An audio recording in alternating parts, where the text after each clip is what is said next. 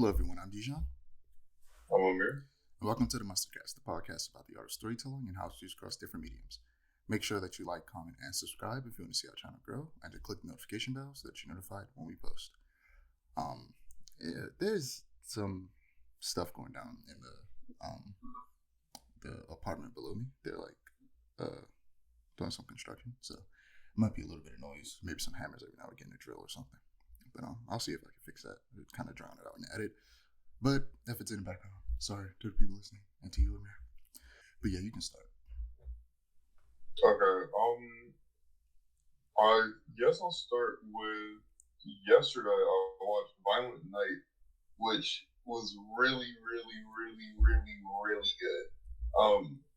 If you don't know what Violent Night is, basically it's Santa Claus has come to this rich family's home.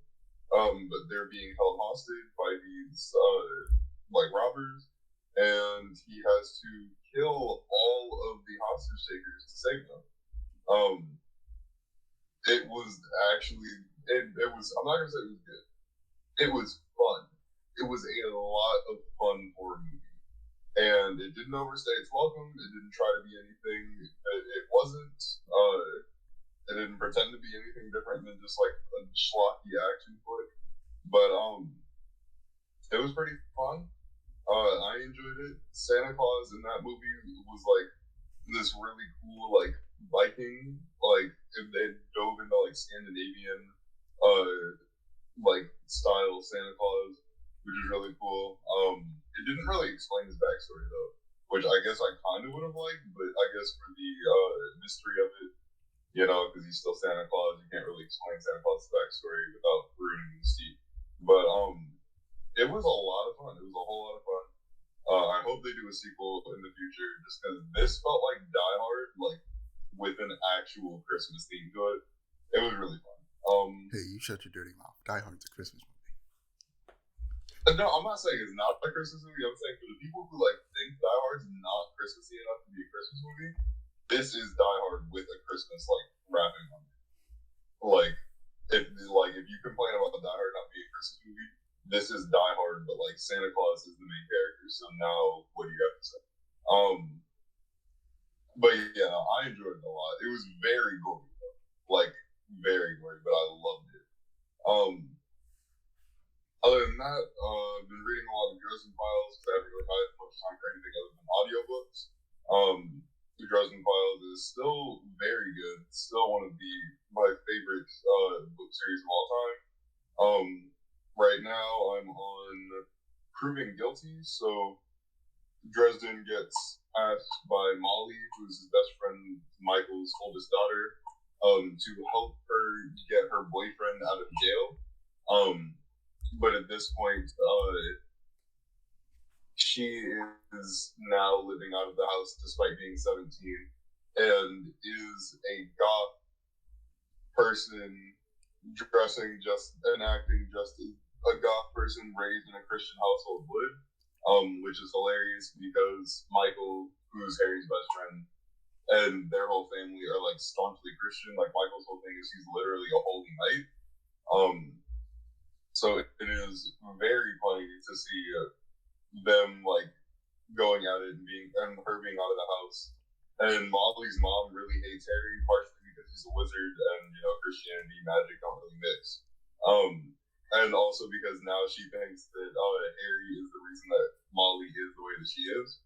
And that's been very funny. But I'm near the end. I'm in the last hour of the audiobook, and Harry is having to defend her at a warden's summary execution, or a warden style summary execution for her violating laws of magic. And he's having to defend her with that, and it's been a really good book. Honestly, all the Dresden books just keep getting better and better. I'm very excited to see what happens in the future. The problem is I know what happens in certain books, and I wish I didn't get spoiled, but somebody spoiled them for me. But I'm still very excited for these, and see where they go with them. Other than that, I think that's pretty much it. I've been playing a little bit of Elden Ring again, but I haven't really had as much time for it as I wish I did. I've been trying to get back into Destiny because the new season just dropped, and they finally have cowboy hats. they have cowboy hats for every single class for Hunter, Titan, and Warlock. And because my Hunter, I've been trying to do like a cowboy style Hunter forever. I can finally wear a cowboy hat and be my cowboy style Hunter, and I'm really excited about that. Is it like a futuristic cowboy hat, or is it just like a regular cowboy hat? I haven't gotten too good a look at them, but they look like just regular cowboy hats, which I'm honestly fine with. Although it might be different for each class, because each class does technically have different armor. Also, the Ubisoft and Destiny, they had a crossover thing where there's Destiny armor in Assassin's Creed Valhalla, because of course there is, and there's Assassin's Creed armor in Destiny. The problem is the three assassins that they chose are Ezio, Cassandra, and Eivor, and they gave Eivor to the Hunters, even though Hunters are the stealthy, quick, assassin type characters, and Ezio is like the one that fits them the most, Hunters the most. So instead, we're stuck with Viking style stuff. Oh no, sorry, they gave us Cassandra. They gave us the superpowered super soldier instead of the stealthy assassin. So it's really weird, and I don't understand the choice behind that. But it is what it is, I guess. I'm fine with it. I guess I'm not really using the armor anyway, so. But that's about it. Yeah. So for me, I'd watched the first Guardians film again. Good movie. I still like the second one a lot more, but the first one's a good movie. I watched Bodies, which is a thriller comedy about a group of like rich mid-20-year-olds getting together for a hurricane party, which essentially when people group together and is that the movie with Pete Davidson? Yeah, it has Pete Davidson in it. I wanted to watch that movie so bad. It's a good movie. I don't plan on spoiling it. You know me, I don't spoil things. So essentially they're partying and they decide to play a game called Bodies, which is basically like Werewolf or Among Us. And naturally, somebody ends up, really dying and everybody panics. And the movie is very much poking fun at Gen Z. But for the first time in my experience watching movies that do that, without being condescending or demeaning, it felt like it was laughing with us rather than at us. And I don't know if you watched Dead Meat, but James A. Janisse at Dead Meat said that it's the closest thing to the original Scream movie in spirit that we've had since 1996 in terms of its meta-ness and its commentary on, the horror movies around it, as well as today's culture. And I agree with him. It was really good. I liked it a lot. I should say that like I said at the beginning, it's a thriller comedy. So if you go in expecting it to be completely serious, you're gonna like be confused by some of the more silly moments. So you definitely expected to be. Notice that sometimes they're trying to make a joke, even if you don't find it funny. Like to me, the comedy was like how I viewed Dave Chappelle's latest specials before I stopped watching him. Is that like they were more clever for me personally. Like you might laugh out loud when you watch this, for all I know, but they were more clever. Like you could see it and go, I see how that's supposed to be funny, and I recognize that and enjoy it, but it doesn't make me laugh. You know what I mean? You ever heard jokes that makes you go, that's clever, but I'm not gonna laugh out loud. Yeah. That's how I felt about Bodies. But after watching that, it put me in a mood to finally watch the most recent Scream film, Scream 5, even though they just call it Scream. Which it stars, well, she's one of the many stars in it. Jenna Ortega, who plays Wednesday Addams in Wednesday show on Netflix. It's good. It's good. It's just as meta as the first one. And I haven't watched Scream 4 in a long time. I've seen Scream. Don't rewatch this in the worth it. I don't know, man. Because the thing is, I keep hearing people. Maybe it's a hindsight thing. Like this usually happens with movies after a while. It finds its fan base. But from my understanding, there aren't really there's not really a bad Scream movie. The first one is still considered the best by a long shot, but people tend to enjoy all of them. I've seen the first one and the second one like dozens of times. I've seen the third one a decent amount of times, and relatively recently, a few years ago. But I'm not sure if I've ever seen the fourth one, so I'm gonna have to check that out soon. I like the Scream franchise. A sixth one's coming out sometime next year. But yeah, I liked it. There was never a dull moment, and it was around 2 hours. It was like constant, like Ghostface going after people. Not constant, but and it happened often enough to where like you never really got bored. Yeah, it was fun. I wonder what they'll do with the sixth film. Goddamn it, and the heat's on. There's so much noise in the background. I hope I'm able to drown it out. So I also played through The Last of Us Part 1 and finished it. So it was 25% off for Black Friday. So I finally bought it. And it was as good as you expect. It's the same game, but if I'm being honest, it is a remake in the sense that certain things were rebuilt from the ground up, but technically not completely. It's in between a remake and a remaster, and it leans more on the remaster side. So really, this game is just like a lot of people. Like I understand getting upset about the price. That's why I mean, as you notice, I got it once 25% off. I think it should have been sold for like $40, and it should have been placed on PlayStation subscription service. I think that would have been a smart move on their part. But it's a good game, and ultimately you can decide, to not buy it and wait for the price to go down, like I did. And when you do that, you just get a really, really good game, the best version of the game. So yeah, it was great. This is my first time playing it all the way through. I think I've said before that I played a little bit of it on like my uncle's PS3, like back when it came out, but I watched most of it, just watched people play it on YouTube.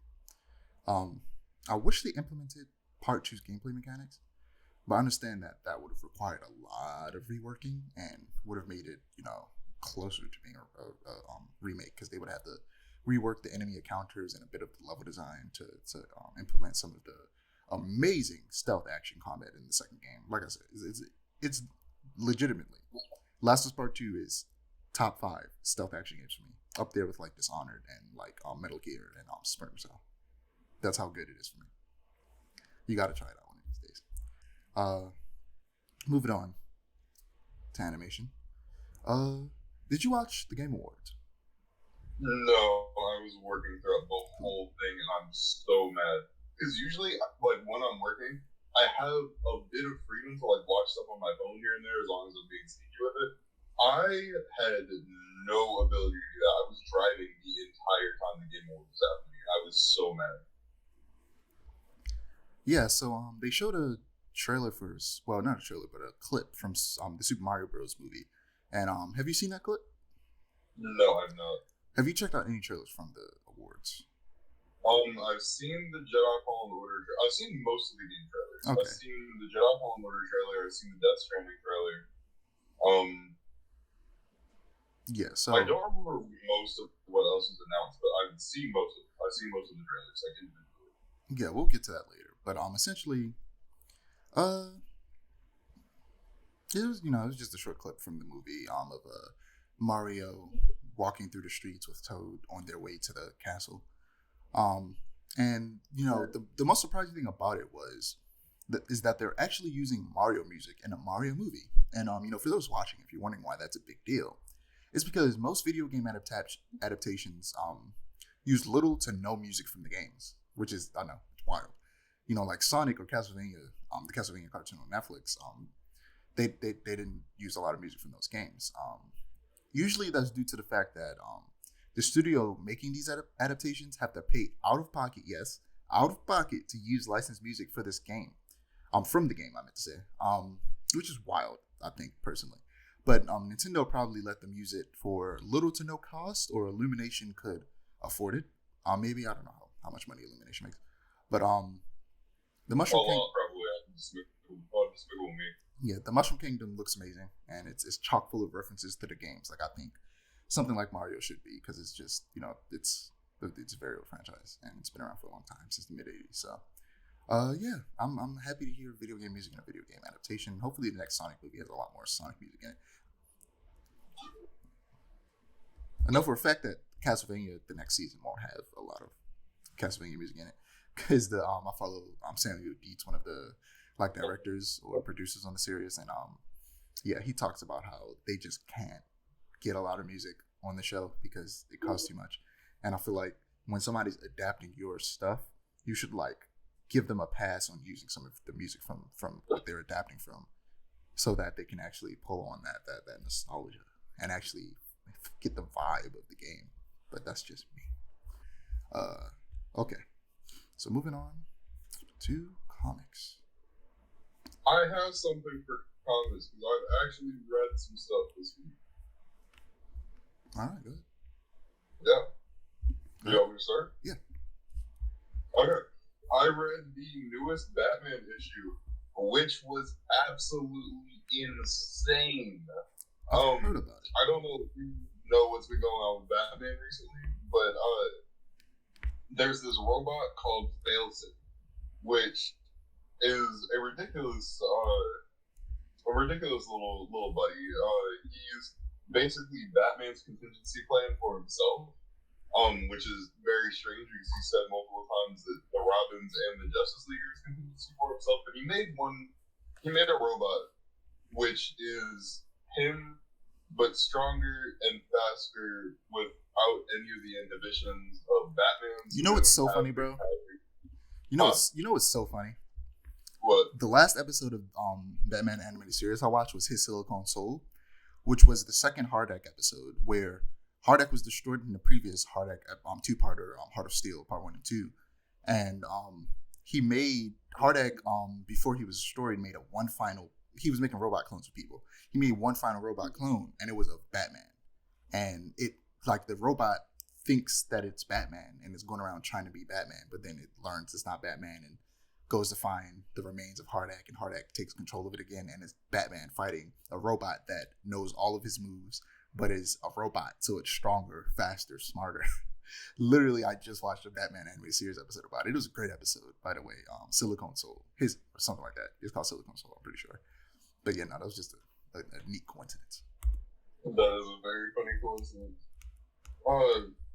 But yeah, so Failsafe has been taking out the Justice League and most of Bat Family, and it's been a great little arc for like Tim fans because Tim Drake is actually being written competently here, and it really dives into like Bruce's parental like love for Tim and the other Robin, and he sent Tim off to the Fortress of Solitude so that Tim would be safe while he tried to deal with Failsafe up in space.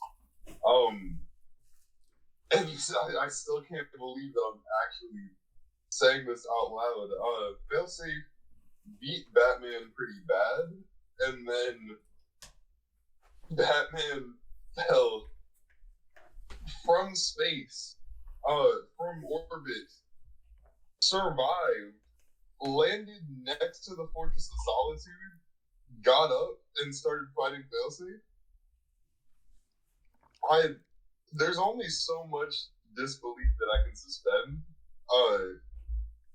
And this is in his normal bat suit too. Like, it's not like he wasn't in like some like mecha bat suit. No, this is a normal bat suit surviving a fall from space. See, the thing is, that's the type of weird comic book stuff that I like. Is like that old school comic stuff where characters get out. Like that's some Mr. Miracle type stuff. Like Mr. Miracle would get out of something like that. And Batman is meant to be like an escape artist, like not as good as Mr. Miracle, but almost as good. So that's, to me, that's just hilarious. That's the type of stuff I like to see Batman do. Just be wacky and get out of stuff he has no business getting out of.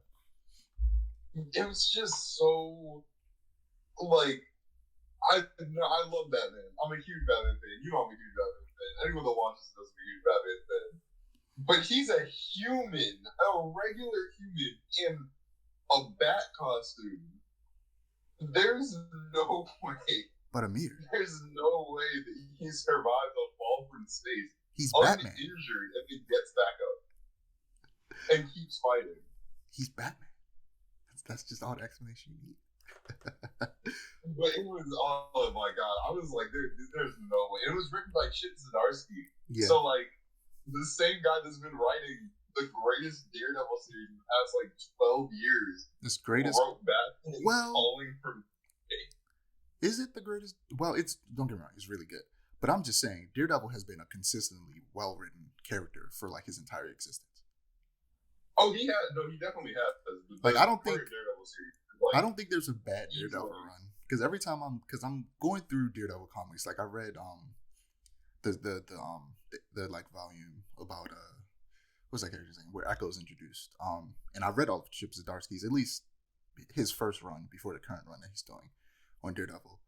But so like, so far I'm like, man, and I think I studied a little bit of Frank Miller's run as well, and a little bit of Brian Michael Bendis. Like I've started a little bit of each run, and I'm like, from what I understand, he's just been consistently well written like his entire existence. I wouldn't go that far. I wouldn't go. There's been some like mini series or some like offshoot comics that have not been great. I don't know if you ever read Daredevil Ninja. I wouldn't recommend it. He's had more hits than misses, but there have been definitely some like misses. I feel like as far as Daredevil is concerned. I feel like he's one of the most like consistent like comic characters in terms of writing. I can definitely agree with that, and that's pretty rare as far as the comic book character goes. Yeah. But yeah, that was mostly it for Batman. Towards the end of the issue, there's like a really cool scene with Tim and Bruce, and Tim talking about how basically confirming, that Tim is the best Robin. You can have a favorite Robin, but Tim is the best in the role, and that was really cool because you're talking about like how Tim, Jason and Dick like used to not do like team up moves and stuff like that, but Tim loves practicing them because he understands like the role of Robin and what Robin's supposed to be. And that was really cool. That was a really cool moment. I love that. I love that he's getting that for him. I like that they're getting that for him. But like a lot of comic characters, he should like not be a sidekick at this point. Oh yeah, no. I feel like this issue would have been a lot better if Tim was, Red Robin. And I don't understand why he's Robin again. Like that doesn't make any sense. And it was never explained. But cool, I guess, DC, go off, but yeah, I have Tim as Red Robin made the most sense in my opinion as far as like publication. Like he was forced to grow up and forced to like be put into his own role again, and they just kind of like deleted the most character development that he had in like 10 years. I think that I have this cool idea for a Tim Drake story where it's him and the original Question having to help Ra's al Ghul with something, and they have to really lean on their detective skills. And essentially, the process is them like for some reason Batman's indisposed, and Ra's al Ghul is like, okay, since like the person who I always call detective and is the greatest detective on our planet isn't available, I guess I'll settle for this second and third best on the planet. And he uses those two, and over the course of the story, he kind of gets to the point to where he like respects their skills as detectives and like starts calling them detective like he does Batman.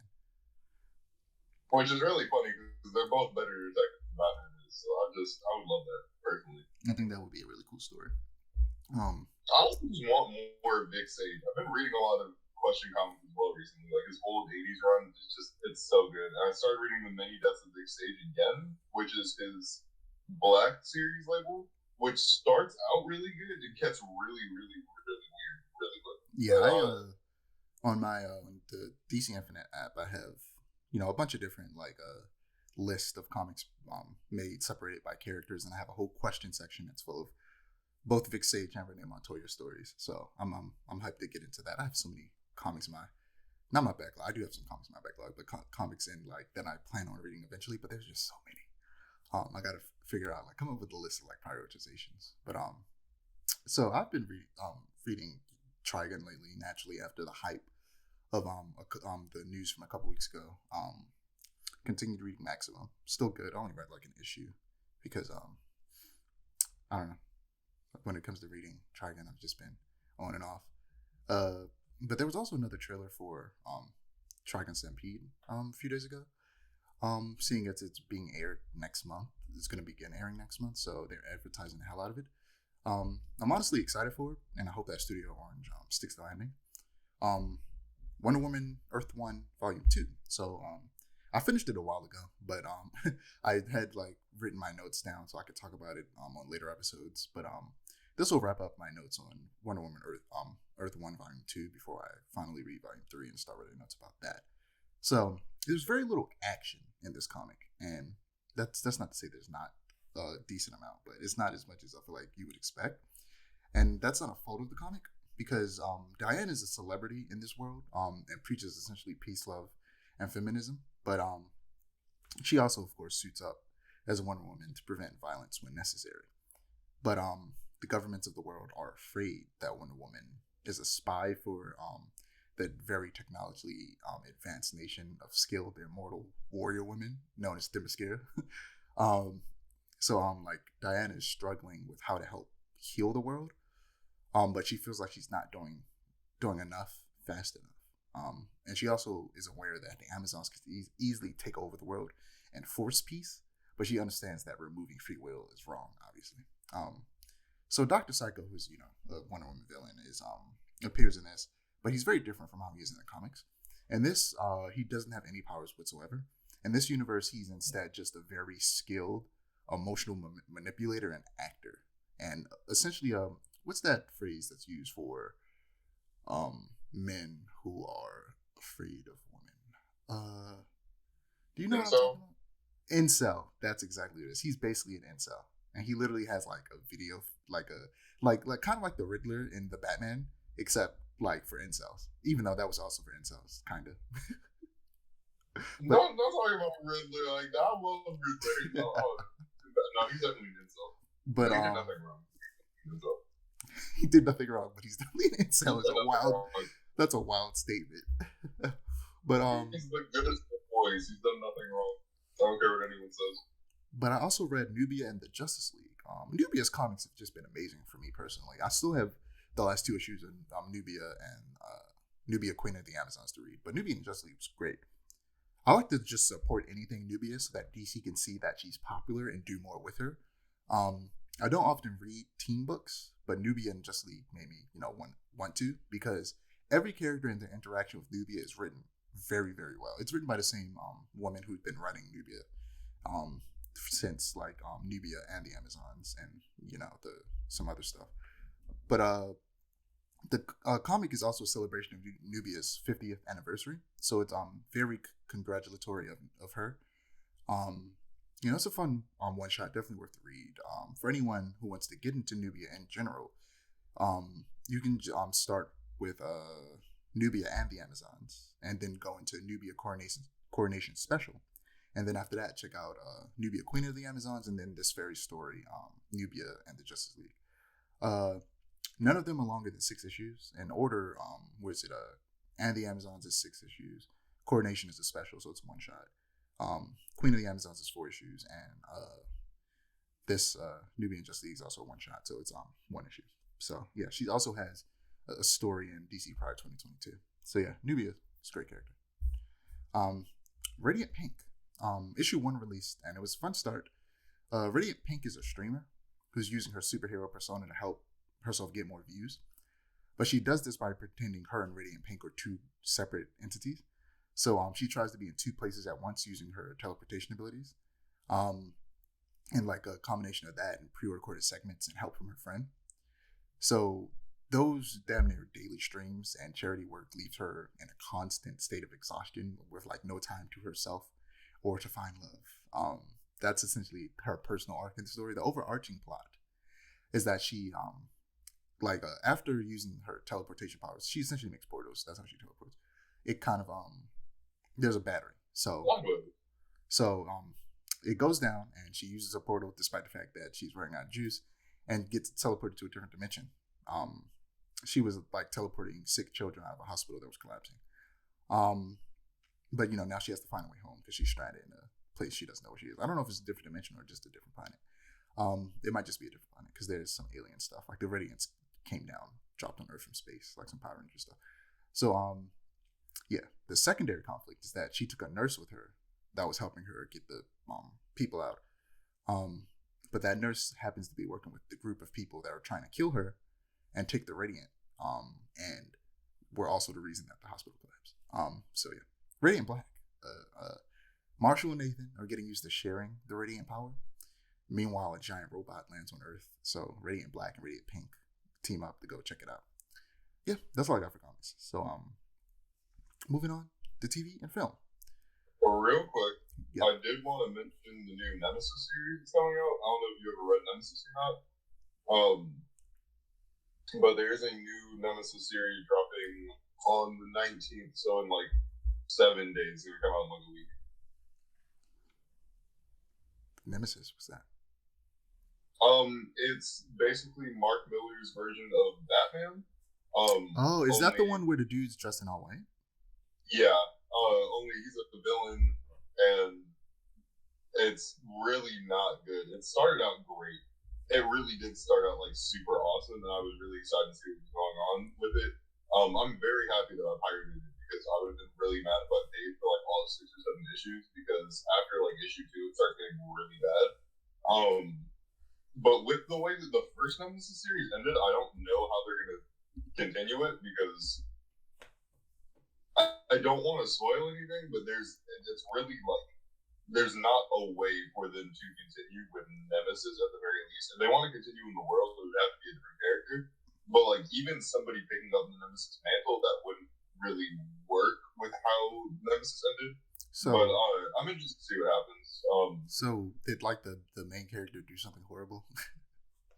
The main character did plenty of horrible. Well, if you count Nemesis as the main character, he did plenty of horrible things. He's like the biggest villain. I think like even if you count characters like Doctor Doom or Thanos, Nemesis is still the character with the most Black Air Force energy that I've ever read in my entire life. Like I'm not kidding.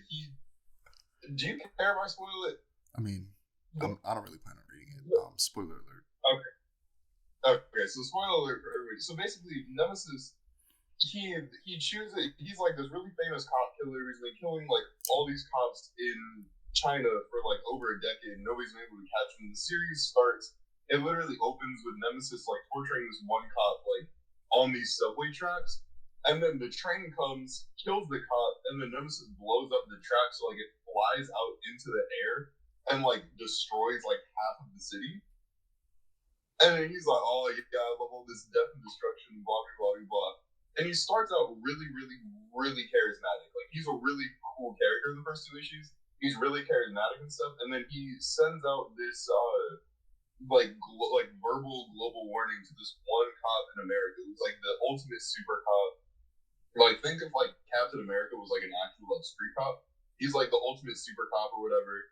And he sends like this threat out to, and he's like a week away from retiring. He sends a letter or like a threat out to him publicly, like I'm gonna kill you at this exact time on this exact day. So be ready. And then it's like a game of like cat and mouse between them. But when the series ends, it's revealed that Nemesis is so powerful and can do all the things that he can do with like no superpowers. He has all the money, all the gadgets and everything because a company, basically think of like bot, sort of, but it's not bot because Nemesis has no superpowers.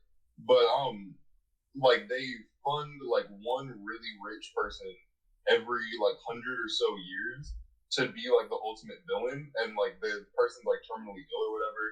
And he promises, like the guy who wrote the letter promises that Nemesis is never gonna be a thing again, and that because the main character lived through all of Nemesis stuff, that Nemesis isn't gonna be a thing anymore. The company's not gonna do Nemesis. The next villain will be somebody completely different, and it won't happen for like another 100 years because they only do it like every 100 years. So for Nemesis to be a thing again, after the company promised that they wouldn't do Nemesis ever again, and it's very clear that nobody can have the power and influence that someone like Nemesis had without being backed by that company. So it's just, I don't know. I'm not sure how it's gonna work. Well, the story is just gonna be him. It's gonna be like when Batman loses his company, or like when Green Arrow sells his company. He has to be like grassroots villain. The problem with it, I can see that happening, but there's no way he can be Nemesis doing that. Like the stuff that Nemesis does, he has like the power and influence of basically like almost an entire government on his side because of how much money and how much influence the company gave him. I mean, yeah, that's the conflict. The conflict is that he has to find a new way to be Nemesis. He has to do it differently. He can't do it the exact same way. It'll be interesting to see. It will be interesting to see. If that is the conflict, I guess I can get behind it. It'll be interesting to see. I'm planning on pirating the first issue. If I like the first issue, I'll buy it, and I'll probably just keep doing that. But I'm real skeptical about how it's going to be because the series itself was it went extremely downhill after the second issue. We do not endorse pirating. Please buy Nemesis from official sources. That was pretty much my thing about Nemesis. I just wanted to talk about Nemesis because it was an interesting series. I didn't know if you had read it or not. Yeah. So we can go on TV and film. Did you see the trailer for Transformers: Rise of the Beast? I did. Do you like Transformers No, I like Transformers. I don't. Transformers are cool. So it's been confirmed that it's just a straight up reboot, and I really like the designs of the Transformers in this. They are more true to the originals while also combining a bit of that, trying to make it look as if they were, real. And I think that's cool. Yeah, I just think it looks fun. I like giant robots that can transform into vehicles. It's just a good time. Even the bad Transformers movies can be fun. But I hope this is a really good one. Bumblebee was good. I like Bumblebee a lot. And yeah, just hope this is good. There's a silver car that looks like Jazz, like looks straight up like Jazz, but is apparently Mirage. I wish it was Jazz. I want Jazz back. I want Jazz back bad. But rest in peace, Jazz. I don't know why Megatron did you like that, bro. But yeah, what do you think about this film? I'm not interested at all. I'm not excited at all. I have literally no interest in this movie whatsoever. Well, I'm not a Transformers fan. I never have been. Well, they just don't interest me. I feel like you're very much like a giant robot type person. I'm not. Yeah. What was I going to say? Ron Perlman is voicing Optimus Primal. So we got Peter Cullen, Ron Perlman, two great voice actors playing these deep voiced robots. It's great. So there's a trailer for Guardians of the Galaxy 3 was officially released.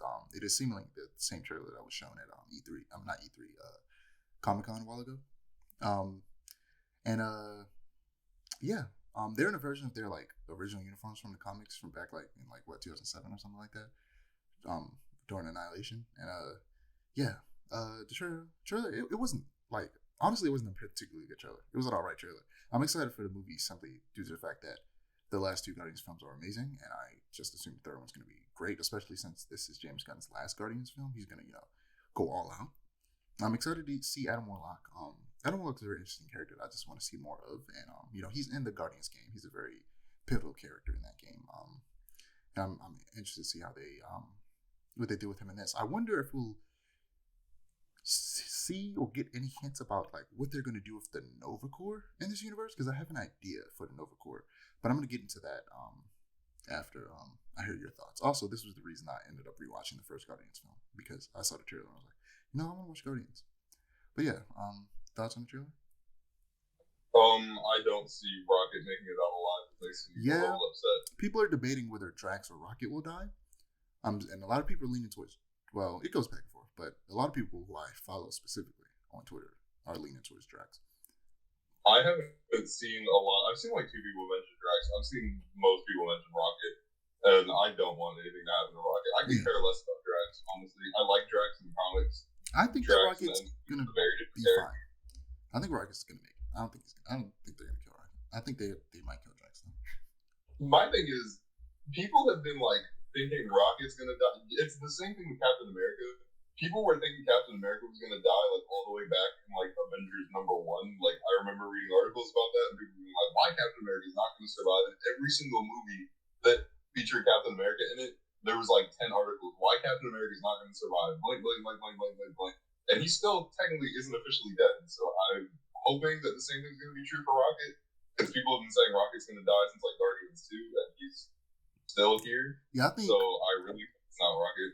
I think with this, because the story is so heavily focusing on Rocket and the High Evolutionary having had created Rocket and introducing I forget her name, but his little outer friend. I feel like the story's gonna end with, because I think they're gonna make like a new Guardians team. It's probably gonna consist of a lot of the same members, but yeah, I don't think Rocket's gonna go. I think he's still gonna be there. I hope not. But I like I said, I hope that there's some type of hint at like some future Nova stuff, because Nova Corps in the MCU, they I don't know, they just didn't do too much with them. They were heavily featured in the first one. They were mentioned that they were destroyed, and not destroyed, but Xandar was destroyed, and what is it, Infinity War, and like anybody who knows anything about the comics, bruh, Xandar gets destroyed every 5 seconds. Xandar can't catch a break. Or the Nova Corps. Nova Corps gets completely wiped out, and Xandar gets destroyed like every other day. like this is on a near constant basis. This is like just regular stuff for Xandar and Novacore. So I have an idea, right? So with like the heavy involvement of the Novacore in both Guardians movies, right? And in the Guardians movie, the Guardians movies and the game, it has me thinking about Richard Rider a lot and his potential in the MCU. And I think that they're kind of in a position to tell a really good story about police reform. So, for those who don't know, Novacore is essentially like Marvel's equivalent of the Green Lantern Corps.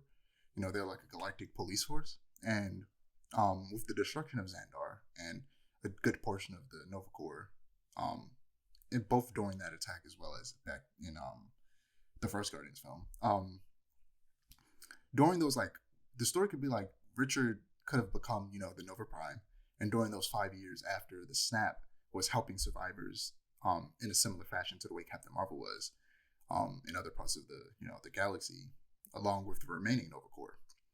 And maybe during the process he learns about like the corruption and how they have been mistreating certain systems or certain planets, and decides that with the destruction of Xandar is like a right time to rebuild and structure the core to help people properly. I feel like I don't think they're gonna do this, but it would be cool if they use this as an opportunity to tell a story about police reform and how, in an ideal world, how that would work. I think that would. I feel like that would just be an interesting story. What are your thoughts on that? Well, the Nova movie, I don't really care what it's about. I prefer if they started with Richard. But in an ideal world, for me, I feel like they would have started with Richard in high school. They would have gone through the whole Richard Rider story. They don't need to necessarily, but I feel like the thing is, they could always, because, like, you know, universe is big, and early MCU didn't feature a lot of like space stuff other than, you know, like the Chitauri coming to Earth. Like, it was always space characters coming to Earth. So like, they could do like, they could easily have a Richard Rider story that takes place in the past and like outside of like anything else happening, because it's like way far out deep in the galaxy. So it's, you know, it's easy to remove it and have that have had happened without us knowing, and it not like, you know, screw up the timeline or whatever. So yeah, they could easily still tell a story with him being probably not high school, but like early 20s, having just joined the Nova Force. Honestly, I wouldn't mind seeing him like in college, like a college version of that. I just really want more like high school superhero on screen. Here's the thing, though. They're not going to do that, because if they introduce a high school Nova, it's going to be Sam Alexander. But I want to see the Richard Rider in high school doing that whole thing, going off with the Guardians. And again, this is in an ideal world, and they're not going to do it because it's way too late for them to do all this. But like, I like seeing the legacy and like how that changes, how they like, how it's different for Richard going through high school and doing that versus Sam going through high school and doing that, and like different times and seeing that happen with different characters. And that's something that I really like. That's why I like seeing Peter in high school and then Miles in high school. Like, I like seeing stuff like that personally. And I know they're not going to do it, but I would love for them to do it in an ideal world. They're definitely not going to do outside of that. I don't really care much about what the story would be, as long as they balance Richard's Earth life with his, or like his struggle to balance the Earth life with his like Nova life. They're definitely not going to do high school Richard Rider. I don't know why they would do that. I don't think anybody really wants that except you. Nobody wants high school Richard Rider. If they do Richard Rider, he's going to already be an adult. And if they do high school Nova, best stories are he's in high school. High school Nova, you could still do stories like that, but with him being older though. You could translate those to older Nova. And like I said, if they do, you know, high school Nova, it's 100% going to be Sam Alexander. I still want to see Sam too, but I want to see her. Yeah, they can do both. But yeah, this is why is it taking so long for Nova? That doesn't make sense. Yeah, I understand why it's taking so long for Nova either, because they introduced the Nova Corps already. But random like casting idea, but like Scott Eastwood might make a decent Richard Rider. I do not know who that is. Clint Eastwood. I know. I can assume that he's Clint Eastwood. Yeah, he's Clint Eastwood. I've never seen this. Well, if you look him up, you'll probably recognize his face. He's 36. He's not too old for it, you know. He could still play like a early 30s. Richard Rider, and then maybe you could either, well, he's only 36. He's not old. Like you could probably like make him look younger and have him play a younger version of himself in like flashbacks or something. Definitely seen this dude like a billion times. Yeah, I was like, when you look him up, you're gonna recognize him. He's in a lot. He's like just in a lot of stuff. Like he is in a lot of stuff. Like he isn't a particularly famous or like, I don't know how good he is. Like I've seen him in a few things and he's decent. Like he's not the greatest actor ever, but he's just like always working. He's about his bag, bro. Yeah, he's trying to get that money. I mean, his father's Clint Eastwood. He doesn't need the money. But moving on to video games. Before we get into the big stuff, I just have a couple things to talk about. So God of War Ragnarok, I finished it. Well, I finished it before I started talking about it last time. It's not that I finished it; it's that I finished all the side quests. And it was an amazing journey. The Vanaheim realm was easily the largest and kept getting bigger and bigger the more you explored it. It was insane, and it was like a semi-open world thing, so it was really cool. So this game's Valkyrie equivalent are known as Berserkers, and they weren't nearly as hard as I remember the Valkyries being. And the Berserker King definitely didn't give me much of a challenge as the Valkyrie Queen. It's not to say they're easy, but they weren't as hard as Valkyries. But there is a new Valkyrie Queen in this game named Gna, was available to fight after you finish the main story. But she also wasn't as difficult to fight as Sigrun, the previous queen. So like, y'all slacking. Like maybe I wasn't normal, but like on normal, Sigrun still gave me a run for my money. Took me 2 years to finally beat her. So yeah, it's a good game. You don't care for this franchise very much. You don't mind if I get into a little bit of spoilers, do you? Not at all. So spoiler alert. I'm going to talk about a potential future for the franchise. So again, spoiler alert. Spoiler alert. So you know that existing internet, I'm sure you're aware that you play as Atreus or Loki, as he's also called in the game. Yeah. So he's fun to play. Like that was something that I got actually had spoiled for me on Twitter. But I low-key had forgot about it by the time I started playing the game. And when it happened, I remembered like, oh yeah, I had that spoiled for me. But it was also such a surprise and still fun at how deep and in-depth it didn't go too in-depth, but how fun and interesting it was and how different it was, that like it was still decently surprising. So luckily that the only spoiler that I got didn't completely ruin my experience. So yeah, a lot of people don't enjoy those sections too much because one of them went on for a very long time. I personally, it didn't go on too long for me, but watching people play it, I'm like, maybe on a second playthrough I'll feel the length, but on the first playthrough I was just too hyped to really feel how long that one moment went. The first time was much shorter, and they don't go like super in depth into his combat because you play him for a very short burst, and naturally the vast majority of the game you play as Kratos with Atreus or Freya being like your character beside you, your NPC helper, or whatever. So yeah, I want the next game to be Atreus game, because at the end of the game, essentially he goes off on his own to find giants in other realms because what's her name, Ingrid Boder told him that like there are other giants out there that had left Midgard to escape Odin and his wrath. So he said he's gonna go explore the world and explore other realms to go and find them. So a lot of people did, like I said, a lot of people didn't enjoy his gameplay because it wasn't as there wasn't as much depth to it as it was with Kratos, because they had to make a game where you play as two characters, but there was one main character. So I understand why it was the way that it was.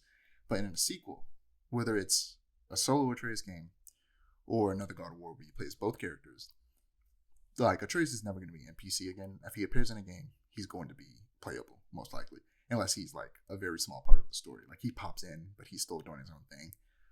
So the next game, I either wanted to be like a Miles Morales type thing. Preferably it would be a full-on game, but if push comes to shove, I would love for them to do a Miles Morales type thing where I think it was, the more I think about it, the more I think that the way they did Spider-Man Miles Morales was really smart. because I think they always knew that Spider-Man 2 was gonna, obviously, especially with the way the first game ended, was gonna you were gonna be able to play as both Miles and Peter. So they gave you a small game where it gave them the chance to personally, in the studio, um, expand on Miles' gameplay, so that when they started working on the second game, they already had that base built, so that they can expand on it even further. And I think that's a thing they could do with Atreus. They have the bones for his combat. They can expand on it a lot more in his own solo game, which if I had to give it a name, it would be called God of Chaos, because in the game they use the word chaos in reference to him a lot, in reference to where he's not like Loki the god of mischief, but Loki the god of chaos. Chaos is similar to mischief, but not the exact same. And I think that's a very interesting way to go about it. And I think it's a clear reference to like the Blades of Chaos. But I just really want to play as him. It's essentially the way he plays is very close to my ideal Green Arrow game. Essentially, the way you aim with the trigger, you aim with the left trigger, and you shoot your arrows. But when you aren't aiming, you don't shoot your arrows, and you click the attack button to he hits people with his bow. One of the things that was missing from his combat is just a melee weapon. He was just slapping people with his bow, and it wasn't very satisfying. But they give you a sword, but the sword becomes one of your NPC helpers. Like you press square and they do an attack because the sword is sentient. So it kind of like I was upset because I was like, I wanted to use that sword. So in the next game, I think they will 100% give him like a one-handed sword, because that's a weapon that we actually low-key don't see a lot in God of War. I think we've had like some two-handed swords, but we've never had Kratos just use like a one-handed sword, and that would make more sense for Atreus because he's smarter. I meant smaller, more nimble, and him using a weapon like that for quick attacks would just make sense. I'm going on. I'm drowning on. I just wanted to say that real quick because I feel like that would be a good idea, and then having expanded on his gameplay, just like with Spider-Man 2, where you play as both Miles and Peter in probably a near equal sense. And then in the next God of War game, where Kratos comes back, and it's probably closer to 50-50 in terms of how much time you spend playing as each character, they will have expanded on his combat, and he'll be more fun to play. But yeah, moving on. Before we get into the final segment of the Game Awards, Sony Santa Monica Castlevania. So Eric Williams, director of God of War Ragnarok, wants to make a Castlevania game. In their Ragnarok spoiler cast, Kind of Funny Games, was talking to Eric Williams, the director. He mentioned that Symphony of the Night was his comfort game, and that he'd like to work on a Castlevania game if Konami gave them the license. I think that the last two God of War games show that they could make a really good 3D Metroidvania type game. They both take huge inspirations from Metroidvanias, because the level design kind of loops back on itself, and you go and unlock certain things, and it unlocks certain areas. It's very interesting. I like the way their level design a lot, especially in the Vanaheim section. So a game that is mostly linear, but there are specific areas that open up and allow for like limited exploration and backtracking once you've unlocked the specific item, is like something that they know how to do. And also, like, the recent God of War games have taken a page out of like the FromSoft and Souls genres books in terms of both their level design and gameplay. And I know me and you before talked about how FromSoft and like Soulsborne games are like what like a Castlevania game could be, like a 3D Castlevania game could be like in the modern day. So I think that Sony Santa Monica really has the chops to make an amazing 3D Castlevania if given the opportunity. Any thoughts on that? I would love that. I actually was reading about that. Sorry about him talking about making a Castlevania game. I would love that. Like, give me a Castlevania game in the style of, like the new God of War. I would literally go for that. That would be so amazing, and make it super horror themed. Like, really increase like the horror themes of it. I want it so bad. Yeah, that could be very interesting.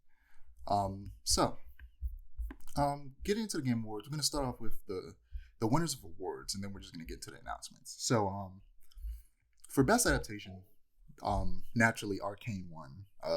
It was going up against Cyberpunk Edgerunners, The Cuphead Show, Sonic the Hedgehog 2, and Uncharted, but we all knew Arcane was going to win. Uncharted got put into, like, even nominated for Best Adaptation, like, actually a slap in the face. Here's the thing, the reason it was nominated is because they needed 5. And Uncharted just happened to have come out recently. And I was reading the things that I was voting for the Game Awards, and I was like, Uncharted, even like mentioned in the best sentence is like saying best adaptation. Like, that doesn't make sense. Yeah, But yes, I got it. I'm gonna try to breeze through most of these so we can get into the games because we only got like 35 minutes left. But you know what? We got 35 minutes. Let me not try to rush this. The most anticipated game is Legend of Zelda: Tears of the Kingdom. Naturally, it was going against Starfield, RE4, Hogwarts Legacy, and FF16. Best esports, I don't really care, but it was loud and it was very. I don't care about esports stuff. I'm just care about the esports stuff. Let's see. Best multiplayer games: Splatoon 3. Again, a lot of stuff I don't care about. Do you like racing games? Best sports/racing game. Talk about that. Well, it was both sports and racing games, and one of them is a weird inclusion, Ali Ali World, which is technically a sports game. It's like a skateboarding game, but it's like not a traditional skateboarding game. It's like more of a arcade. It's kind of like, I think it's completely like 2D, or like side scrolling. Yeah, very stylized. So yeah, it's very stylized. Shout out to them for getting nominated. It actually looks like a really cool game that I would play. I'll have to check out, see if it's on Game Pass or something. But yeah, Gran Turismo 7 won that. Yes, sir. Kirby and Forgotten Land won Best Family Game over Lego Star Wars Skywalker Saga, Mario plus Rabbids, Switch Sports, and Splatoon 3. Multiverses won Best Fighting Game. I voted for Multiverses, only because it was literally the only game there that I actually played, and Sifu is not a damn fighting game. I heavily disagree with that. Bro. It's all about fighting. Like, it's literally by definition a fighting game. Now, if they were more specifically like multiplayer fighting game, then that would make sense. Bro. But be quiet. What are you talking about? What are you talking about? The other games on this list are DNF Duel, King of Fighters 15, and JoJo Bizarre Adventure All-Star Battle R. And Multiverses. You know what they're talking about.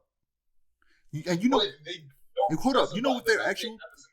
Do you hold up? Do you know what their? You want to know what their actual description is? They actually have a description that makes it clear that Sifu shouldn't be there. But somebody clearly made a mistake because their description, the Game Awards description of what this is meant to be, is for the best designed primarily around hit-to-hit combat. Hit-to-hit combat means two people, not a person in the CPU. It means two people playing individual characters.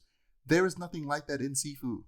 Not even in the many updates that the game has had since it came out, which has added a lot of cool stuff. I saw a trailer for it not too long ago that makes me want to play it again. It doesn't have hit-to-hit combat. So that's just stupid. It should not have been there. Personally, I consider head-to-head combat to be me versus another anything. Amir, I don't know why you're trying so hard to make this make sense. One-on-one fights. I'm just saying. That sounds pretty good. Okay. Elden Ring won Best RPG, which makes sense. Best Action Adventure Game was God of War Ragnarok. Best Performance was Christopher Judge, who gave the longest speech known to man.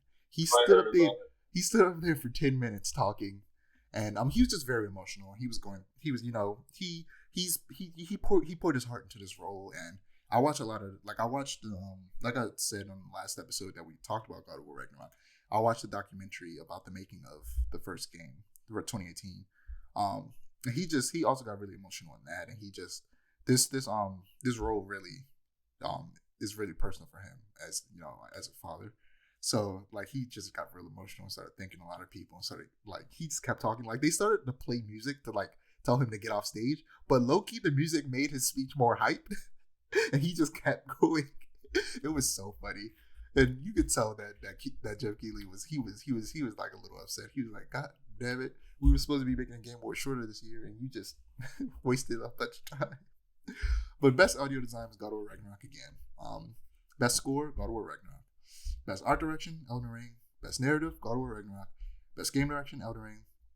And finally, Game of the Year, Elden Ring, which they deserve it. I voted for God of War Ragnarok, of course. I love that game. But God of War Ragnarok won like the most awards. So like, it's also 100% going to win other Game of the Year awards from, other outlets. So it's all good in the hood. And even if it didn't win an award, it doesn't change the fact that I like it so much. So yeah, Elden Ring deserves it. Elden Ring's a good game, and it made from a FromSoft game accessible to new players, or not new players, but everybody just in general, which is a feat in of itself because it is a franchise that a lot of people kind of avoid because they find it too difficult.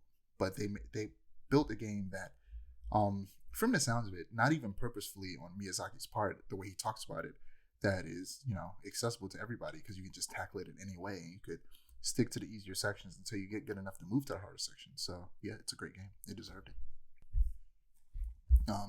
Now we're gonna get into like the games that were announced in the trailers that I found interesting, or thought that you would find interesting. So, speaking of Sony Santa Monica's Castlevania, Dead Cells returned to Castlevania. So there was an animated trailer of a Dead Cells Castlevania expansion or like DLC, and I recognized the music immediately. I was like, why are they playing Castlevania music in this Dead Cells trailer? And then they showed Richter and Alucard, and I was like, okay, this is why. I might play Dead Cells now because of this. It's on Game Pass, so once this DLC comes out, I might play it. The DLC includes 2 new biomes, including Dracula's Castle, where you'll get to fight Death and Dracula, and you'll be able to wield the Vampire Killer Whip, throwing axe, and holy water, and other iconic Castlevania weapons. On top of all that, the soundtrack features 51 original Castlevania tracks, 12 of them which are getting a Dead Cells style like a remix, including Vampire Killer, Bloody Tears, and Divine Bloodlines. Pretty much the 3 most popular Castlevania songs. I listen to them regularly. Viewfinder. I probably should have sent you a trailer for this. Have you seen a trailer for Viewfinder? It's a first-person puzzle adventure game that lets you take pictures and turn them into tangible terrain that you can walk on. Have you seen the trailer for that?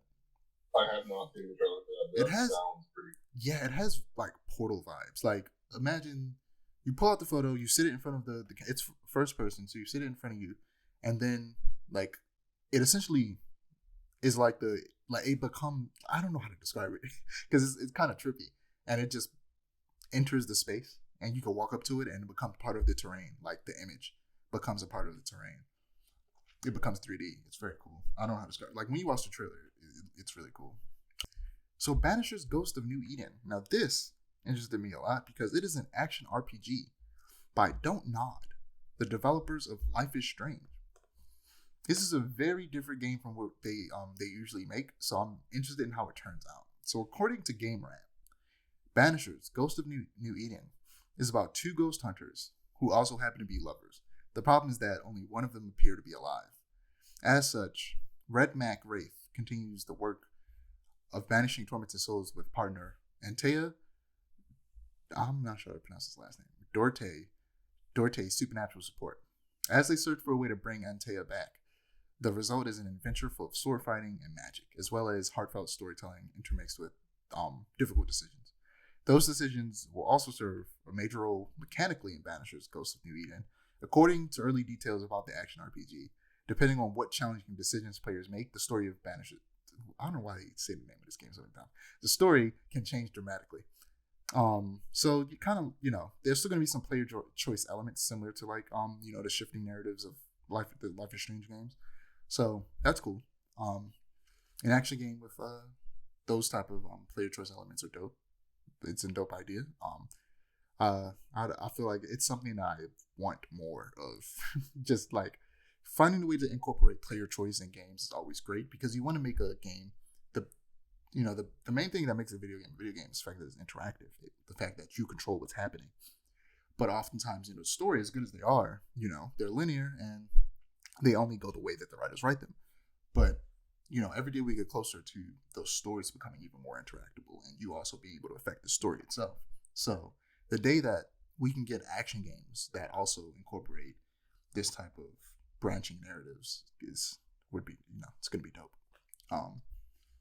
You ever play any Warhammer games?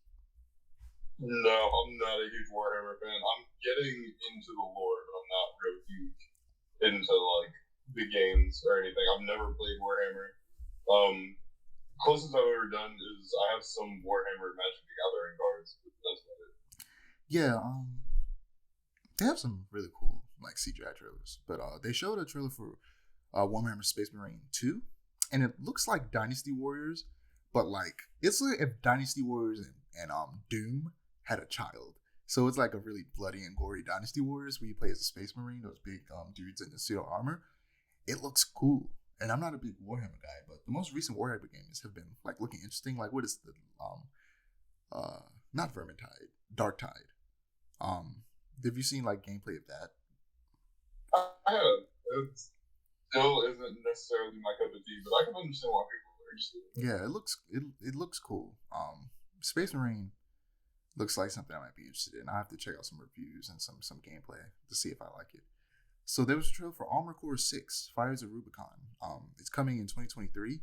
It's being developed by FromSoft, and it is a sci-fi game, a sci-fi mech game by FromSoft. So this is actually an old franchise that FromSoft used to work on before they started making the Dark Souls or the Souls games. And the original games are more of like linear, kind of like third person mech shooters. The last one came out in 2012 and it didn't do very well. But I think they stopped working on the franchise after the second one. So the last 3 games haven't been FromSoft because they've been working on like I said, the Souls games. So the fact that they're coming back to the franchise, I think means that they might bring some of their experience and their skills and the things that they've revolutionized through the Souls franchise into this Armored Core series. And to me, that sounds really interesting. The idea of FromSoft doing a mech game. So apparently Miyazaki started directing it, but eventually it was handed over to the person who directed Sekiro, which is another FromSoft game. So I'm very interested to see how this turns out. You're a FromSoft game player. What do you think of like a mech-based like sci-fi FromSoft game, like a Souls game? A FromSoft game enjoyer. I've actually played Armored Core 1. It was not great, and I've heard the same thing about a lot of the other Armored Core games. Yes. It was hard for reasons not familiar with FromSoft. It was hard mainly because the game design was just weird. And it's old. It is also very old, yes. I'm not a huge mech fan. Never have been. I don't think I ever will be. It just doesn't really interest me. I also haven't played Sekiro though, so like, I don't know. But I mean, it could be interesting. I feel like the world would have to be really interesting for me to get into it. I feel like they're good at building interesting worlds. So yeah, I hope that it's like that they do like, because I think the franchise does need to be refreshed, because the franchise as it was it had like a diehard following. The very specific people who were into it were really into it, but it didn't do very well. And this could be a step into the mainstream for this franchise by having FromSoft come back and work on it again and maybe refresh it, kind of do like a soft reboot, if you will. So yeah, I hope it becomes a game that I become interested in, because I like mechs. But outside of just mechs, like a sci-fi FromSoft game would be really cool. That's kind of what Jedi Survivor is. It takes a lot of inspiration from those type of games. But we'll get into that later. But what would a sci-fi like FromSoft game look like to you? And would that be something you're interested in? A sci-fi FromSoft game to me would probably look a lot like Returnal. Just because that kind of seems to be the theme of what they do. They're more horror-esque. But they have more horror. That's actually very interesting. That would actually be really cool if FromSoft made if they managed to translate that Soulsborne difficulty into a kind of a sci-fi third-person shooter type game. Would be very interesting and very different for them. And I would actually be very interested to see something like that. I feel like it would be it would look something like Returnal if Returnal was, because they I think you can agree, right? All the FromSoft games have huge horror elements to them, or at least the Soulsborne games do. Yeah, definitely. And I feel like that's probably something that they would carry on with a sci-fi game. It would probably look something like Returnal with Lovecraftian type creatures, more of a sci-fi Bloodborne type thing. It would be like we talked before about a sci-fi fantasy. Yeah. But either that or they might go cosmic horror. Yeah, Lovecraftian. That's primarily what I was thinking. Something like Bloodborne, but super futuristic. Yeah, I'd just be really interested to see it. Honestly, I'm really big, again, a FromSoft enjoyer, so. Yeah, so moving on to Replaced, a game that I've been waiting to see more of for a while. So, replaced. You've seen it before. I'm pretty sure it's a 2D, like retro futuristic action platformer that do you know what replaces? Like, does the name No. say anything to you? Hold on. No. Let me just send a trailer for you to you real quick, and you can just play it on muted, and maybe like skip forward a little bit in the trailer. So, Replaced is a 2.5D sci-fi retro futuristic action platformer where you play as Reach, an artificial intelligence trapped in a human body against its own will. This is all from the website. Replace combines cinematic platformer, pixel art, and free-flow action combat with a deep, engaging dystopian story set in an alternative 1980s, very Blade Runner inspired if you couldn't tell. Explore and uncover the mysteries in and around Phoenix City from the perspective of Reach, who is learning how to be human in a society that is taking a turn for the worst. Everything is ruled by corporation and greed. The ones in power see humans as their organs. What? Oh, humans and their organs is nothing more than just currency.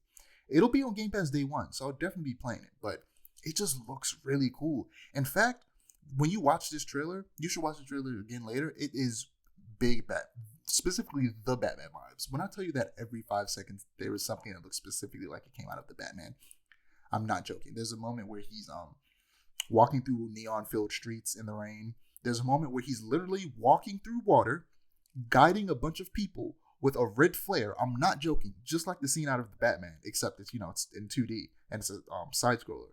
There's a scene where he's fighting people in the dark, and the only thing making light are the muzzle flashes of people's guns. I'm not joking. I'm not sure if this was on purpose because this game has been in development for years. So I'm not sure that they could just like whip this up after having seen the Batman. Granted, it's been almost a year since that movie came out, so maybe they did. Maybe within this year they whipped that stuff up and like put it in the trailer specifically to get like people who are a fan of that movie's attention. But like there are a bunch of like things that look. Oh, there's also a scene where he's driving a car that looks like the Batmobile from that movie.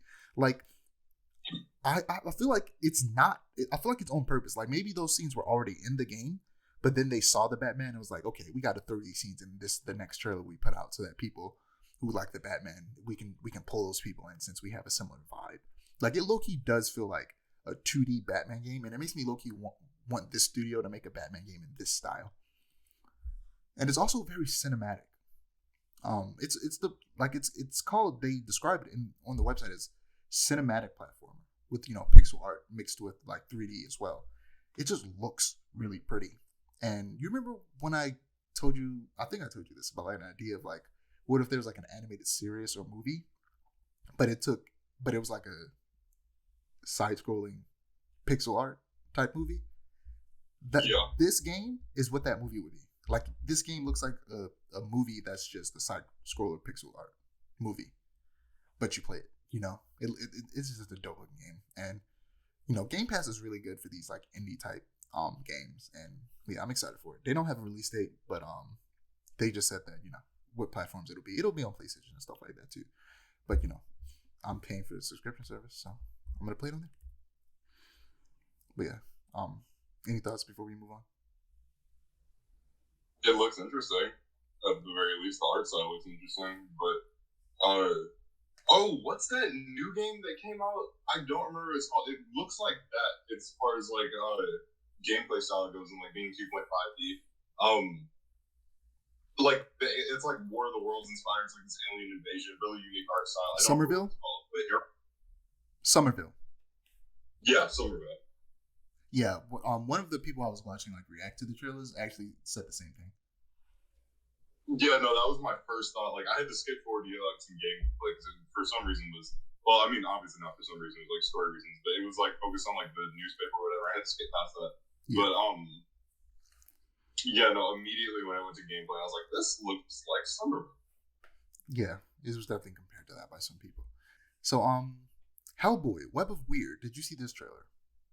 No, I did not. What? Yes. Oh man. So look, the trailer started off. It's in a perfect 3D recreation. It's like seamless. Like you can barely tell. It looks 2D recreation of Mike Mignola's art style. You have to check out this trailer. Just go to YouTube and look up the trailer and play it muted. It looks amazing. And I knew like they didn't show Hellboy immediately. They showed a monster and they showed the environment.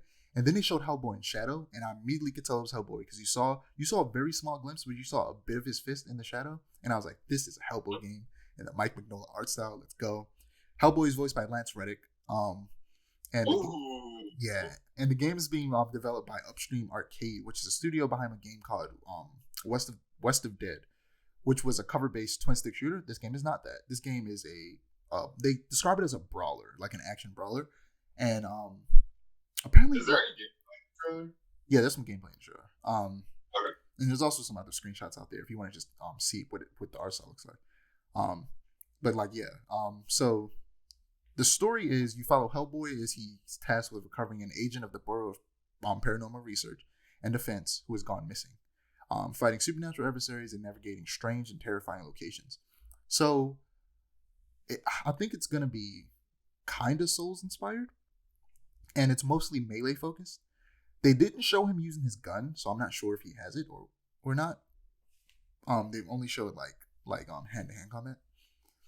So from it looks like it'll be more like a Sifu, but maybe he'll have his gun and that'll be like a weapon he uses occasionally in the midst of fighting.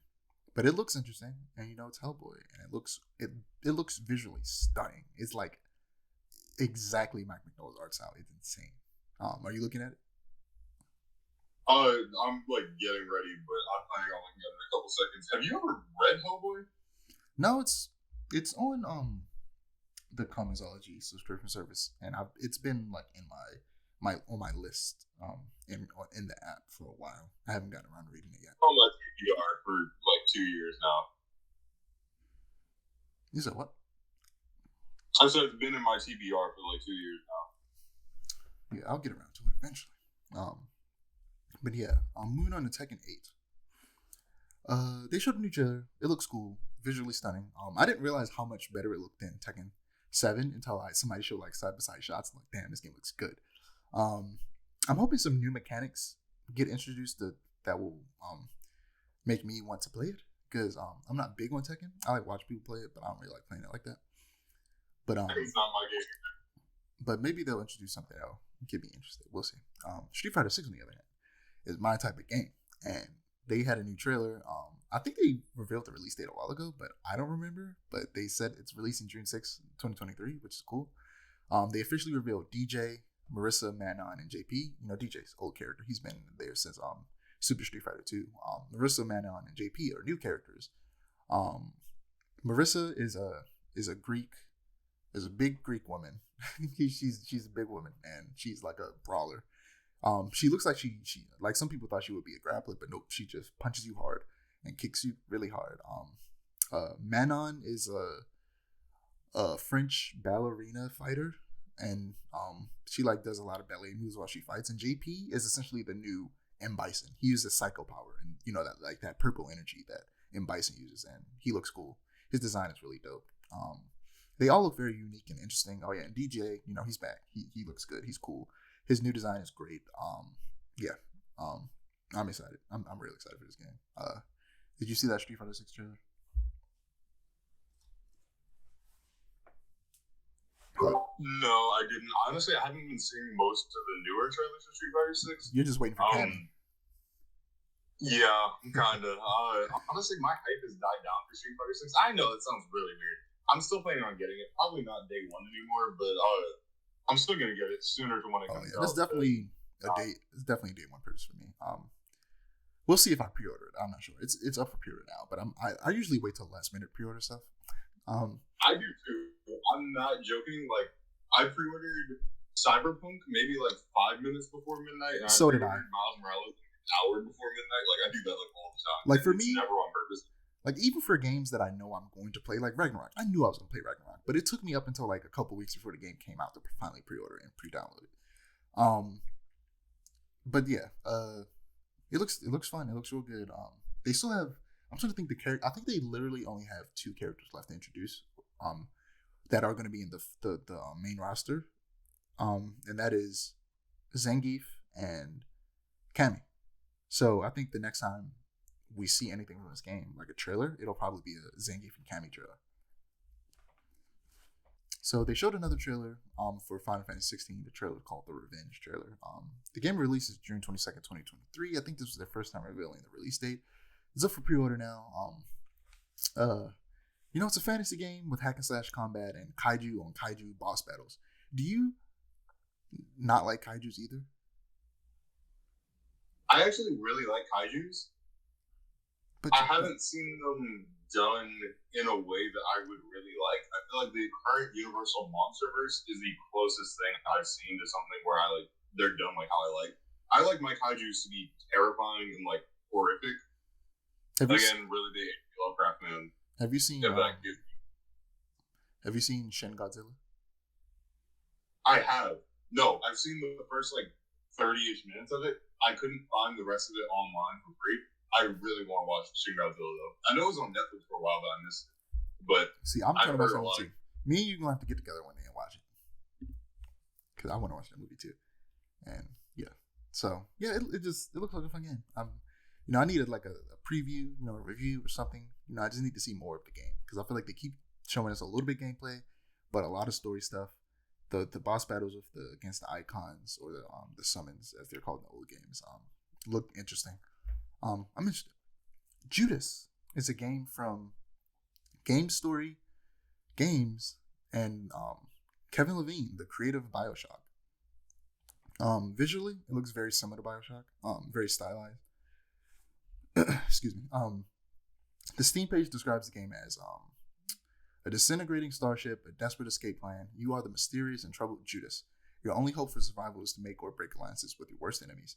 Will you work together to fix what you broke, or will you leave it to burn? It's an immersive sim. It's like Bioshock. It's an immersive sim. You tackle things the way you want to tackle it. There's probably a little bit of player choice in there somewhere based on the way they describe it. It looks interesting. It'll probably be a game that I play. I still haven't played Bioshock. I haven't played any of them. You play Bioshock? Dude, you would love Bioshock. I know. Oh my god. I know I would. Actually never played it. I know I would love Bioshock. I just haven't gotten around to it. Bioshock Infinite is literally one of my favorite games of all time. You got to play Bioshock. Yeah, I'll get around to it. Death Stranding 2. Yes, they're making Death Stranding 2, which I feel like most people assume they would. I might actually play this one if it's more than a delivery person sim. And based on the hold on. Based on the additional gameplay elements that they added in the director's cut of the first game, I think it will be more than a delivery person sim. But go on, what were you gonna say?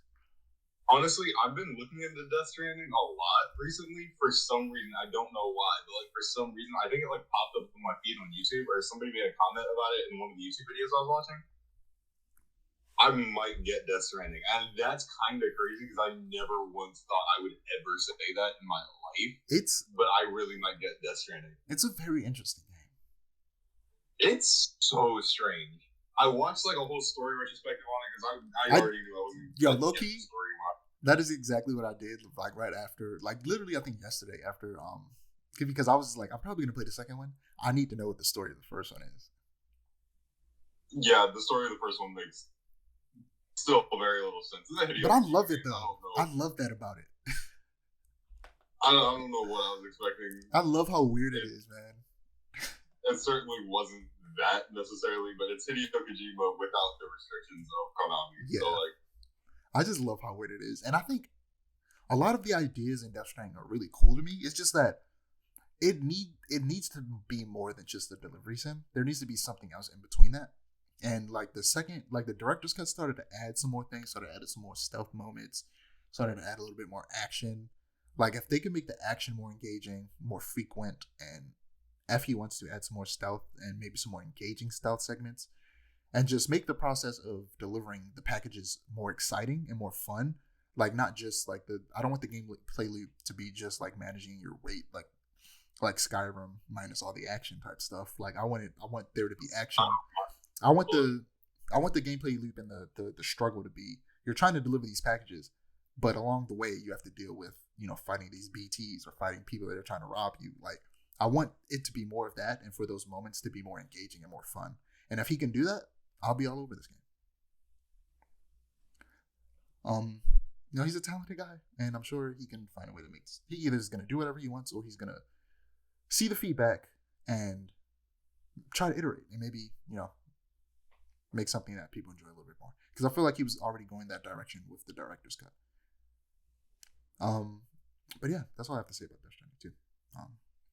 Hades 2. I knew it was Hades 2 immediately because the music started playing. It said Supergiant Games. I was like, okay. Because here's the thing. Most people didn't, like, when I watch people watch it, they're already made up in their mind, this won't be Hades 2 because Supergiant Games does not make sequels. They've never made a sequel in their entire career so far. So when people saw it, they already made up their mind. All the people I'm watching react to it made up their mind, like, this isn't Hades 2. They don't make sequels. This isn't Hades 2. And because of that, they weren't really paying attention to the fact that, one, the music playing, like, each of their games have distinct music styles. The music sounds just like music from Hades. Like, just straight up. So, it was weird that none of the people watching picked up on it. And the main character, even though they were in shadow, they had the laurel wreath, the orange and red laurel wreath that I was literally just playing Hades yesterday. Zagreus wears around his head, and her feet is on fire, just like Zagreus. Like, it's so very clear that it's Hades, but everybody's just in denial as they're watching the trailer because they're like, they don't make sequels. This isn't Hades 2 until a very specific music stinger, the main music stinger, the dun dun dun dun, plays, and they're like, oh my god, it's Hades 2. Again, the trailer was great. It's a good trailer. I'm so excited for it. I still need to beat Hades. Last night, I finally made it to the Hades boss and beat Hades again for the second time, and now I have to do it a third time. I don't know how many times I'm gonna have to beat Hades before I actually beat Hades, if that makes sense. But it's a fun game, man. You still haven't tried it out, have you? No, I haven't. But I think you'll like it. Insane amount more roguelikes recently. I might try it. You might like it, bro. You might like it. I don't know, man. Like, once you get some sort of PC, you just gotta get well, actually, damn, it's not on Game Pass anymore. I just remember that because I had to buy it because it wasn't on Game Pass anymore. So yeah, no, you just have to buy it. Wait for a discount. I'll probably buy it for Switch, honestly, because I feel like Switch. And it's gonna sound weird, but to me, Switch is most fun when you play roguelikes. Yeah, I think that's definitely the perfect place to play it. It was because before it came out on Xbox and PlayStation, I think it came out on Switch and PC first, and then it only came out on Xbox and PlayStation a year later. So yeah, I think Switch is the perfect place to play that type of game. So, but you have to have a commitment to sit down to play that game because, well, not unless you die. But if you're trying to make it all the way to the end to a single run, you have to have a time commitment of at least 30 minutes or something like that. So Suicide Squad Kills the Justice League. There was a trailer. It was mostly cinematic, and they showed the after the Suicide Squad defeats the Flash, and they're dragging him into a building, and then Batman shows up. It actually starts off showing a silhouette of Batman with the Arkham music playing, and I feel like I haven't played the Arkham games in a while. They were on sale, the collection of the remastered versions of Arkham Asylum City, as well as not remastered but just Night, were the collected versions of that were on sale on PlayStation. So I bought that, and I plan on playing it soon after I finish a few games, and I'm trying to finish up before their sequels come out next year, pretty early next year. But I never realized how good that music was, because they started playing that Arkham theme, and I was like, that Arkham theme is pretty good, because that music isn't very memorable to me, but in that moment, I felt the nostalgia. It was great. But yeah, he showed up. It has been confirmed that this takes place after Night, I believe, by the creators over at Rocksteady. So this is a lot of people. Correct me if I'm wrong, Amir, but do you have to do extra stuff to find out that Batman essentially faked his death? You have to do extra stuff to even get to where he fake kills himself. That whole thing is just one sequence, but you have to 100% it in order to unlock the Nightfall in there. Okay, I didn't know that because I remember seeing it, but I don't remember how. Because I don't understand why so many people thought he was dead. Because I was like, I thought they made it clear that he faked it, or left it ambiguous so that they could potentially bring him back. I thought that was they left it ambiguous, but people are stupid. So. If they leave it ambiguous if Batman is dead, that means they're bringing him back because he's Batman. If anything, they were planning on doing a Batman Beyond game at some point, but with Damian Wayne being the like future Batman. And in that universe, you know, it probably been like old man Bruce Wayne who like, you know, has been hiding somewhere, maybe in the Batcave under Million Manor for, you know, his life. But yeah, they confirmed that this will be Kevin Conroy's final performance as Batman. And you know, I've always been excited for this game. I know you haven't been super excited for this game, but I wonder if that will urge you to play the game only to experience that.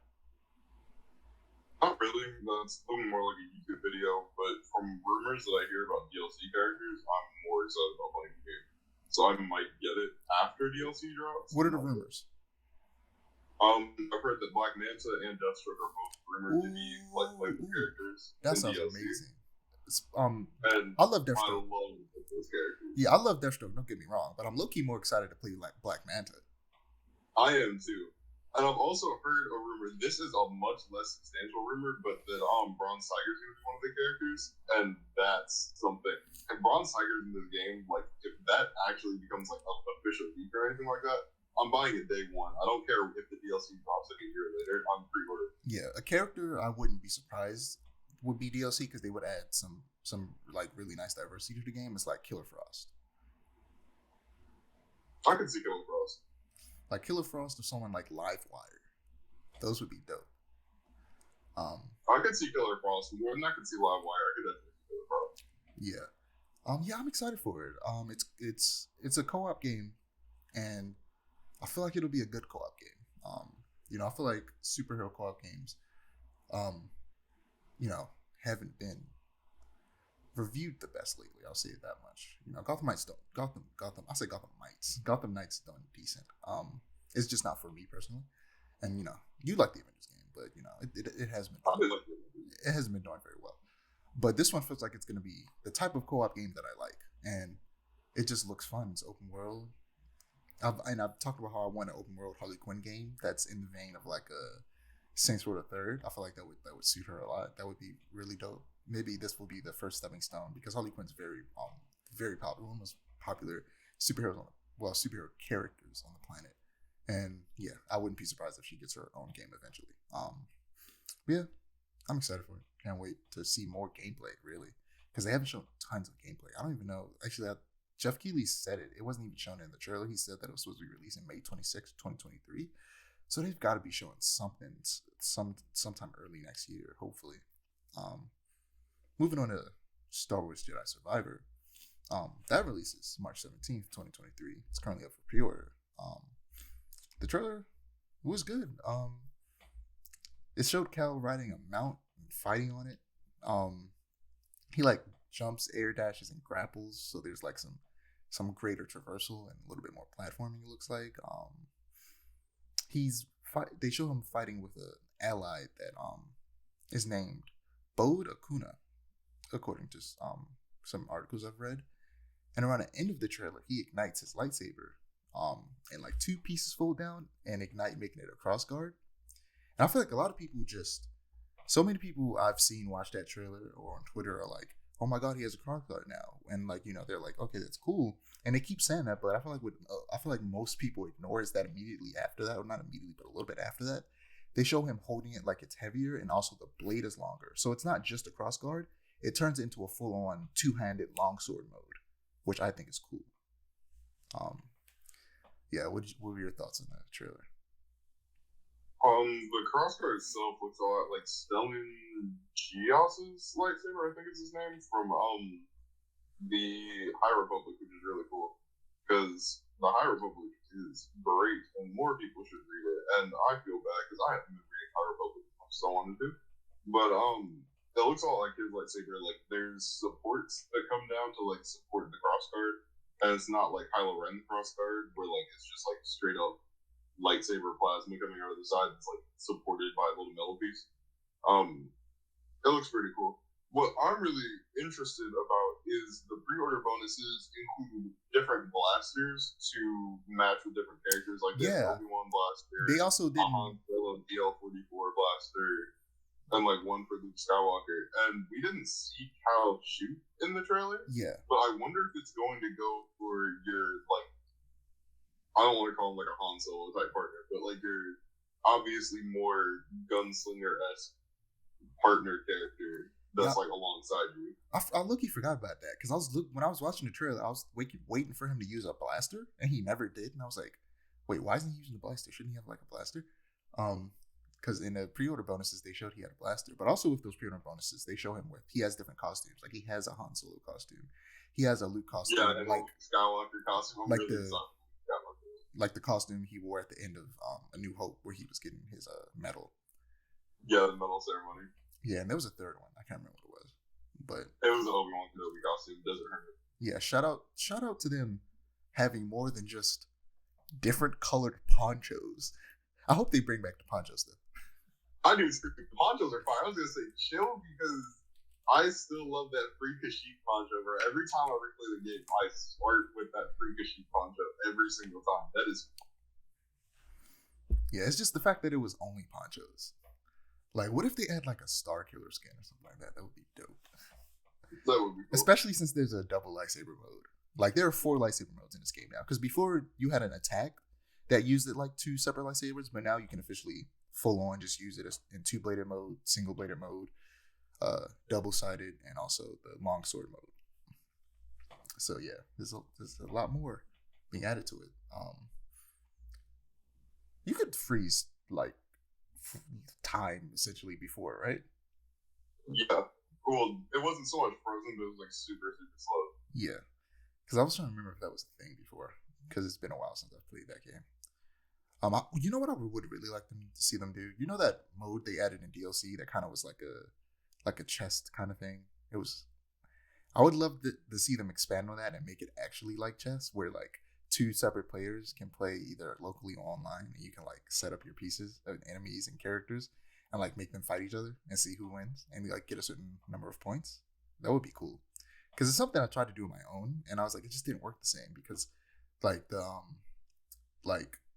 AI would always like specifically like you couldn't like you couldn't have like Cal work with the stormtroopers would always attack Cal and stuff like that. So if they could like make changes to where like you could pit certain like pieces, for lack of a better term, on like the same team and they fight together rather than they just attack each other as soon as it starts when you don't want them to, I think that would be really fun. Did you like to try out that move? I never once used it. It was fun. I liked it. I watched other people use it. I think I stopped playing Jedi Fallen Order by the time the book came out. And I saw other people on YouTube playing it, but I never once played it myself. Also, a proper New Game Plus, because the second one never had a proper the first one never had a proper New Game Plus.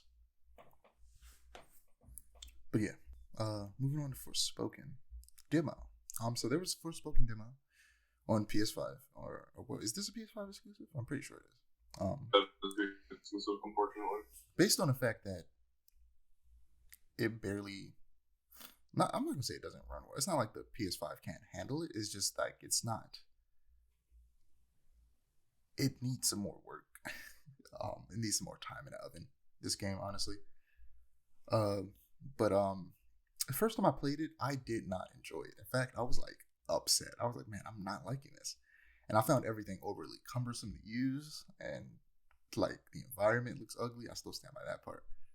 And some of it is still cumbersome. But it wasn't until my little brother came over, and we took turns playing it, and I started to have some fun. And I still think there are some major flaws, but it was a really fun experience overall. The combat is good. Switching between like the magic types and chaining different abilities together is very satisfying. But switching between them can be frustrating, especially at first, because you have to hold both bumpers to switch between magic types, and you have to hold each like bumper individually to switch between like different type of magics, different types of like abilities within that magic type. But then I realized that if you click the D-pad, you can like quick select or like quick switch between magic types. But the thing about this game is that every button does something, and that sucks because it feels like there's too much. There's way too much like inputs that you have to do to like do things, and it just like it creates a barrier between like you and just having fun. Like one of the biggest negative for me is the UI. The UI is garbage, bro. They're trying. I mentioned this before, and before we got this demo in one of the trailers they showed, or one of the, it was a gameplay demo, the very first one I believe, where they showed the UI, and I was like, I'm not liking this UI, and it is worse when you actually play the game. It's everything is in like a fisheye lens, so it's curved at the edge, and the text, everything, not even just the text, the icons, the text is so small, and there's no option to make it bigger. It's so hard to read. And like, yeah, they just there's, for this game there's no such thing as accessibility. Sure, you can make the subtitles bigger, that's it. You can't see anything. The health bar and all that stuff is really small in the corner, like uncomfortably small. It's very strange. Yeah, it's just hard to look at. Visually, the game, like I said, it's boring. It's big. It's your paint by numbers.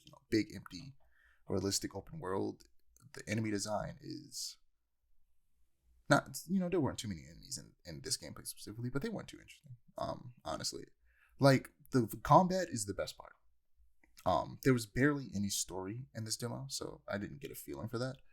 But the combat is the best part. The combat is genuinely fun, and when you talk about how like this is like the Doctor Strange game of your dreams, this will be the Doctor Strange games of your dreams. Because with only 2 magic types, I was having a lot of fun with it.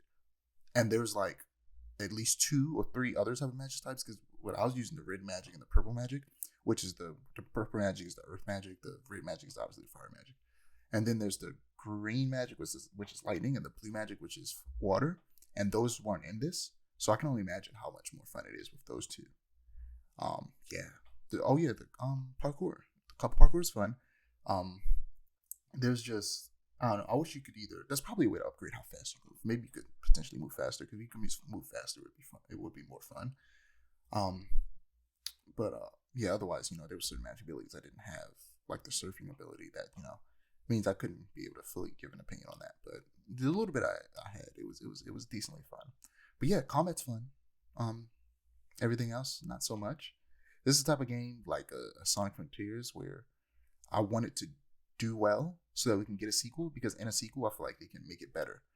But also, this is another game made by a subsidiary of Square Enix, Luminous Productions.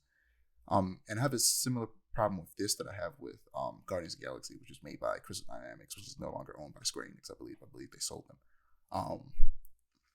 Is like, there's like the main Square Enix team, like one of their creative business units, that worked on Final Fantasy VII Remake.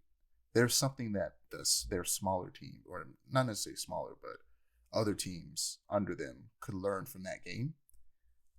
And I think, they can learn from the Guardians of the Galaxy, switching between characters as well as being able to command them to do things when you aren't playing as that character. And then also, when it comes to Forspoken, what they can learn from Final Fantasy VII is how to manage menus. Because the menu, like the in combat menu, like when you press a button, time slows down, and you select your magic.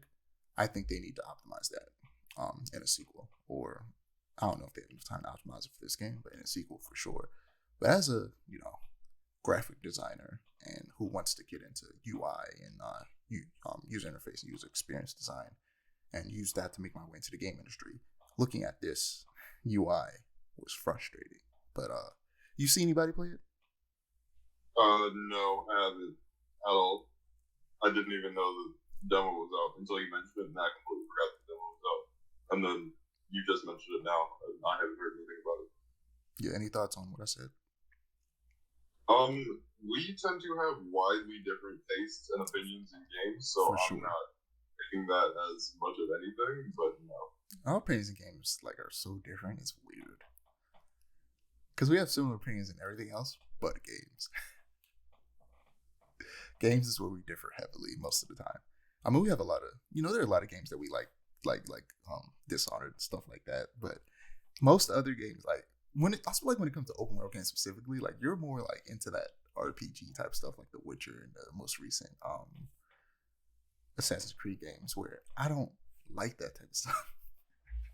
I love RPGs. RPGs are the best. I need a good RPG. But yeah, that's all I got. As usual, I'm Dijon. You can find my ads below me. It's Amir. Find his ad below him. And the Muskat's ad below that. Don't forget to like, comment, and subscribe to our channel if you want to see more storytelling content, and to click the notification bell so that you're notified when we post. Peace.